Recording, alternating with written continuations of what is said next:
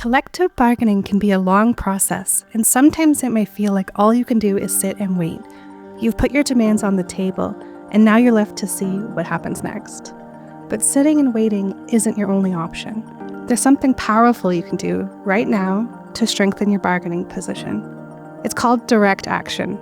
It's how workers show their strength and unity and remind employers that negotiations aren't just words on paper. They're backed by real people ready to stand up for what they deserve. What exactly is direct action? It's one of the most powerful tools workers have. Simply put, direct action means a collective action we take with our coworkers in and around the workplace to get what we want from our employer, whether that's better wages, fairer scheduling, or safer working conditions. It's about taking action as workers for workers. It means we, as workers, rely on our own power to improve conditions at work. Why is direct action important? Because talking can only go so far. When workers unite, we can reach real solutions at our work sites, especially with problems that aren't addressed by our collective agreements. Direct action shows management that we're serious. We won't sit back and wait for change to happen. We make it happen. One strong example of direct action is the March on the Boss. It's exactly what it sounds like. Workers gathering together, marching to management's office, and delivering a clear demand for change with a clear deadline. But here's the key. This isn't just about showing up. It's about strategy. First, every good March on the Boss has a plan. One of the most important things in any direct action is to divide up roles. This gives everyone a sense of belonging and keeps everything organized and focused.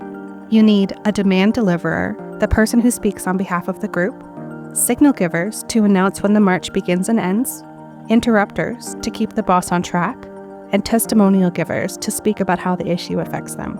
Next, the demand itself. This is crucial. Your demand needs to have a deadline and needs to be specific. It also needs to be realistic.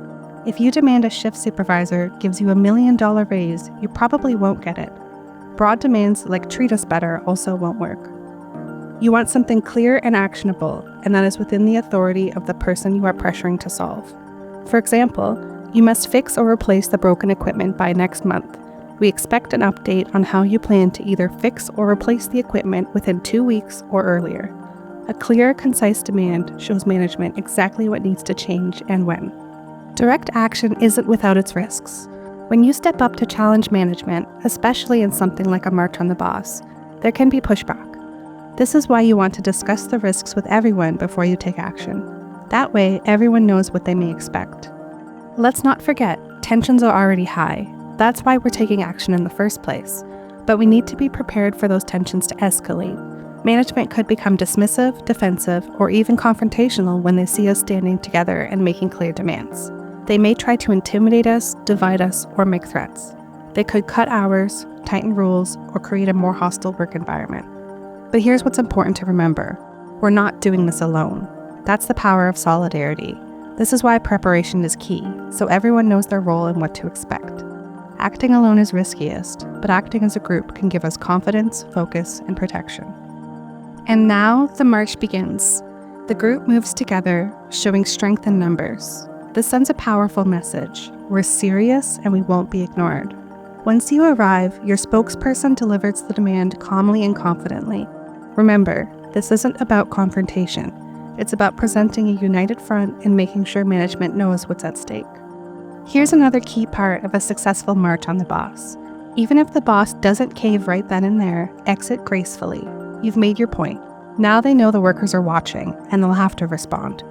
After the action, you want to regroup and discuss what you're going to do next if the boss does not make good on your demand.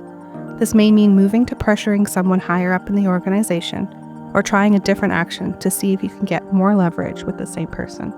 So why does this often work so well? Direct action shows management that workers are organized, united, and ready to keep pushing for what's right. It's about power in numbers and making sure the boss knows we won't back down until real change happens.